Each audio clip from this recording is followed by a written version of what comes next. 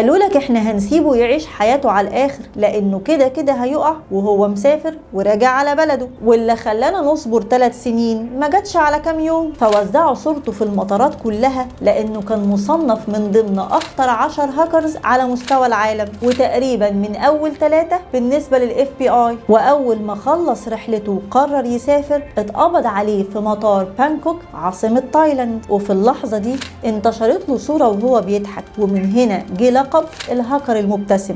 والكلام ده كان سنة 2013، ومن هنا تبان مدى خطورة وأهمية حمزة إنه يتقبض عليه بالتعاون بين الانتربول الدولي وتايلاند. المهم إن بعد عملية القبض ما تمت اتوجهت له تهم كتير جدا. خد عندك يا سيدي اختراق 217 بنك على مستوى العالم، والاستيلاء على 4 مليار دولار، الهجوم على أكتر من 8000 موقع فرنسي، سيطرته على مواقع القنصليات الأوروبية، وأخيرا